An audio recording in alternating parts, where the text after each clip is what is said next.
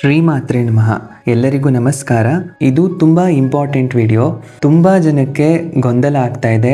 ಈ ವರ್ಷ 2026ನೇ ಇಸ್ವಿನಲ್ಲಿ ವರಮಹಾಲಕ್ಷ್ಮಿ ವ್ರತದ ಡೇಟ್ ಯಾವತ್ತು ಅಂತ ತುಂಬಾ ಜನಕ್ಕೆ ಗೊತ್ತಾಗ್ತಿಲ್ಲ. ತುಂಬಾ ಜನ ಕನ್ಫ್ಯೂಷನ್ ಅಲ್ಲಿದ್ದಾರೆ. ಹಾಗೆ ಒಬ್ರು ಕಮೆಂಟ್ ಕೂಡ ಮಾಡಿದ್ರು. ಅದಕ್ಕೋಸ್ಕರನೇ ಈ ವಿಡಿಯೋನ ಮಾಡ್ತಿದ್ದೀನಿ. ತುಂಬಾ ಜಾಗೃತವಾಗಿ ಈ ವಿಡಿಯೋನ ಕೇಳಿಸ್ಕೊಳ್ಳಿ, ಯಾಕೆಂದ್ರೆ ನಿಮಗೆ ಒಂದು ಲಾಜಿಕಲಿ ಅರ್ಥ ಆಗುತ್ತೆ. ಈ ಬಾರಿ 2026ನೇ ಇಸ್ವಿಯ ವರಮಹಾಲಕ್ಷ್ಮಿ ವ್ರತ 21ನೇ ಆಗಸ್ಟ್ ಅಥವಾ 28ನೇ ಆಗಸ್ಟ್ ಅಂತ ತುಂಬಾ ಜನ ಕೇಳ್ತಿದ್ದಾರೆ. ಯಾಕೆ ಈ ಸಂದೇಹ ಬಂದಿದೆ ಅಂದ್ರೆ, ಉತ್ತರಾದಿ ಮಠದ ಕ್ಯಾಲೆಂಡರ್ ಪ್ರಕಾರ ಹಾಗೆ ರಾಯರ ಮಠದ ಕ್ಯಾಲೆಂಡರ್ ಪ್ರಕಾರ 28ನೇ ತಾರೀಕು ವರಮಹಾಲಕ್ಷ್ಮಿ ವ್ರತವನ್ನ ಹೇಳಲಾಗಿದೆ. ಹಾಗೆ ಒಂಟಿಕೊಪ್ಪಲ್ ಪಂಚಾಂಗದ ಪ್ರಕಾರ 21ನೇ ಆಗಸ್ಟ್ 2026 ವರಮಹಾಲಕ್ಷ್ಮಿ ವ್ರತ ಅಂತ ಹೇಳಲಾಗಿದೆ. ಹಾಗಾದ್ರೆ ಈ 2 ದಿನದಲ್ಲಿ ಯಾವ ದಿನ ವರಮಹಾಲಕ್ಷ್ಮಿ ವ್ರತವನ್ನ ಮಾಡಬೇಕು ಅದನ್ನ ತಿಳ್ಕೊಳ್ಳೋದಾದ್ರೆ, ಸರಿಯಾದ ದಿನ 21ನೇ ಆಗಸ್ಟ್. ಯಾಕೆ ಅಂತ ಕೇಳ್ತೀರಾ?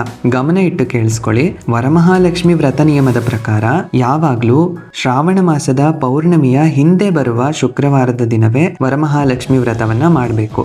ಈ ವ್ರತದಲ್ಲಿ ರಾಶಿ ನಕ್ಷತ್ರ ತಿಥಿಯ ಪ್ರಭಾವ ಇರೋದಿಲ್ಲ. ಬರೀ ಶುಕ್ರವಾರ ಮಾತ್ರನೇ ಇದಕ್ಕೆ ಲೆಕ್ಕದಲ್ಲಿ ತಗೋಬೇಕು. ಹಾಗಾದ್ರೆ 28ನೇ ತಾರೀಕು ನಮಗೆ ಹುಣ್ಣಿಮೆ ಇರುತ್ತೆ. 27ನೇ ತಾರೀಕಿಂದ 28ನೇ ತಾರೀಕುವರೆಗೂ ಹುಣ್ಣಿಮೆಯ ತಿಥಿ ನಡೀತಾ ಇರುತ್ತೆ. ಅದನ್ನ ಇವಾಗ ತಿಳ್ಕೊಳ್ಳೋಣ. ಆಗಸ್ಟ್ 27ನೇ ತಾರೀಕು ಬೆಳಿಗ್ಗೆ 9 ಗಂಟೆ 8 ನಿಮಿಷದಿಂದ ಶುರುವಾಗಿ ಆಗಸ್ಟ್ 28ನೇ ತಾರೀಕು ಬೆಳಿಗ್ಗೆ 9 ಗಂಟೆ 48 ನಿಮಿಷಕ್ಕೆ ಹುಣ್ಣಿಮೆ ತಿಥಿ ಸಮಾಪ್ತಿ ಆಗುತ್ತೆ. ಅಂದ್ರೆ ಆಗಸ್ಟ್ 28ನೇ ತಾರೀಕು ಆಕ್ಚುಲಿ ಹುಣ್ಣಿಮೆ ಅಂತ ಕನ್ಸಿಡರ್ ಆಗುತ್ತೆ. ಯಾಕೆ ಅಂದರೆ ಉದಯ ತಿಥಿ ಪ್ರಕಾರ, ಅಂದರೆ ಬೆಳಗ್ಗೆ ಸೂರ್ಯೋದಯ ಆಗಬೇಕಾದ್ರೆ ಹುಣ್ಣಿಮೆ ಇರುತ್ತಲ್ವಾ, ಬೆಳಿಗ್ಗೆ 9:48 ಕೂಡ ಹುಣ್ಣಿಮೆ ಇರುತ್ತೆ. ಯಾವಾಗ? 28ನೇ ತಾರೀಕು. ಹಾಗಾಗಿ ಸೂರ್ಯೋದಯ ಆಗೋ ಸಮಯದಲ್ಲಿ ಹುಣ್ಣಿಮೆ ಇರೋದ್ರಿಂದ 28ನೇ ತಾರೀಕನ್ನೇ ಹುಣ್ಣಿಮೆ ಅಂತ ಕನ್ಸಿಡರ್ ಮಾಡ್ತೀವಿ. ಆದರೆ ಹುಣ್ಣಿಮೆಗೆ ಹಿಂದೆ ಬರುವ ಶುಕ್ರವಾರ ಅಂತ ಸ್ಪೆಸಿಫಿಕ್ ಆಗಿ ಹೇಳಿದ್ದಾರೆ ವರಮಹಾಲಕ್ಷ್ಮಿ ವ್ರತಕಥೆಯಲ್ಲಿ. ಇಲ್ಲಿ ಶುಕ್ರವಾರ ಹುಣ್ಣಿಮೆ ದಿನಾನೇ ಬಂದಿದೆ, ಆದರೆ ಹುಣ್ಣಿಮೆ ಬೆಳಗಿನ ಜಾವ 9:48ಕ್ಕೆ ಮುಗಿದೋಗುತ್ತೆ. ಹಾಗಾಗಿ ಶ್ರಾವಣ ಮಾಸದ ಶುಕ್ಲ ಪಕ್ಷ ಮುಗಿದು ಹೋಗಿ ಕೃಷ್ಣ ಪಕ್ಷ ಶುರು ಆಗೋಗುತ್ತೆ. ಈ ದಿನ ವ್ರತವನ್ನ ಮಾಡೋದಾದ್ರೆ ಈ ದಿನ ಕೂಡ ಮಾಡಬಹುದು. ಬೆಳಗ್ಗೆ 6 ಗಂಟೆ ಒಳಗೆ ಮಾಡಿದ್ರೆ ಮಾಡಬಹುದು.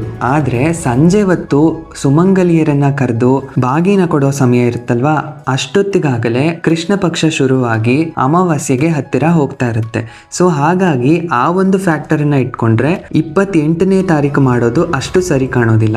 ಆದರೆ 21ನೇ ತಾರೀಕು ವ್ರತವನ್ನ ಮಾಡೋದ್ರಿಂದ ಹುಣ್ಣಿಮೆಗೆ ಹಿಂದೆ ಬರುವ ಶುಕ್ರವಾರ ಆಗಿರುತ್ತೆ.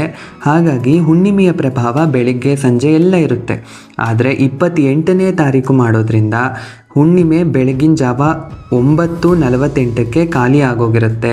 ಕೃಷ್ಣ ಪಕ್ಷ ಶುರು ಆಗಿಬಿಟ್ಟಿರುತ್ತೆ. ಸೊ ಸಂಜೆ ನೀವು ಬಾಗಿನ ಕೊಟ್ಟರು ಅದು ಕೃಷ್ಣ ಪಕ್ಷಕ್ಕೇನೆ ಲೆಕ್ಕ ಬರುತ್ತೆ. ಹಾಗಾಗಿ 28ನೇ ತಾರೀಕು ಮಾಡೋದು ಬೇಡ. 21ನೇ ತಾರೀಕೇನೆ ವರಮಹಾಲಕ್ಷ್ಮಿ ವ್ರತವನ್ನ ಮಾಡಿ. ಆಗ ಪರಿಪೂರ್ಣವಾದ ವ್ರತವನ್ನ ಮಾಡಿದ ಫಲ ನಿಮಗೆ ಸಿಗುತ್ತೆ ಅಂತ ಹೇಳ್ಬೋದು. ಇದರಲ್ಲಿ ಯಾವುದೇ ರೀತಿಯ ಕನ್ಫ್ಯೂಷನ್ ಇಟ್ಕೋಬೇಡಿ.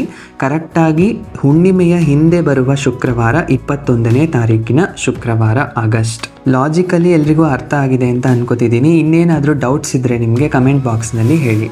ಹಾಗೆ ತಪ್ಪಿಲ್ಲದ ಲಲಿತಾ ಸಹಸ್ರನಾಮ ಸ್ತೋತ್ರದ ಪುಸ್ತಕ ಬೇಕು ಅಂದ್ಕೊಳ್ಳೋರು ಸ್ಕ್ರೀನ್ ಮೇಲೆ ಕಾಣಿಸ್ತಿರೋ ವಾಟ್ಸಪ್ ನಂಬರ್ಗೆ ಮೆಸೇಜ್ ಮಾಡಿ ನೀವು ಕೂಡ ಆರ್ಡರ್ ಮಾಡಿ ತರಿಸ್ಕೋಬಹುದು. ಈ ಪುಸ್ತಕದಲ್ಲಿ ಅಮ್ಮನವರ ಒಂದೊಂದೇ ನಾಮವನ್ನ ಸರಿಯಾದ ಜಾಗದಲ್ಲಿ ವಿಭಜನೆ ಮಾಡಿರುವಂತಹ, ಯಾವುದೇ ರೀತಿ ತಪ್ಪುಗಳಿಲ್ಲದ ಹಾಗೆ ಸವರಣೆ ಮಾಡಿರುವಂತಹ ಲಲಿತಾ ಸಹಸ್ರನಾಮ ಸ್ತೋತ್ರದ ಪಠ್ಯ, ಹಾಗೆ ಇನ್ನು ಹಲವಾರು ಮುಖ್ಯವಾದ ಸ್ತೋತ್ರಗಳ ಜೊತೆಗೆ ಲಲಿತಾ ಪಂಚೋಪಚಾರ ಪೂಜಾ ವಿಧಾನ, ಲಲಿತಾ ಷೋಡಶೋಪಚಾರ ಪೂಜಾ ವಿಧಾನ, ಅದರ ಜೊತೆಗೆ ಲಲಿತಾ ದೇವಿಯ ಪ್ರೀತಿಯನ್ನ ಪಡೆಯೋದಕ್ಕೆ ಮಾರ್ಗಗಳು, ಲಲಿತಾ ಸಹಸ್ರನಾಮ ಸ್ತೋತ್ರದ ನಿಯಮಗಳು, ಇನ್ನು ಹಲವಾರು ವಿಶೇಷವಾದ ಮಾಹಿತಿಗಳನ್ನು ಕೂಡ ಈ ಪುಸ್ತಕದಲ್ಲಿ ಕೊಡಲಾಗಿದೆ. ಡಿಸ್ಕ್ರಿಪ್ಷನ್ ಬಾಕ್ಸ್ನಲ್ಲಿ ಡೈರೆಕ್ಟ್ ವಾಟ್ಸಪ್ ಲಿಂಕ್ ಕೂಡ ಹಾಕಿರ್ತೀನಿ, ಅದನ್ನು ಕೂಡ ಚೆಕ್ ಮಾಡಿ. ಎಲ್ರಿಗೂ ನಮಸ್ಕಾರ. ಶ್ರೀಮಾತ್ರೆ ನಮಃ.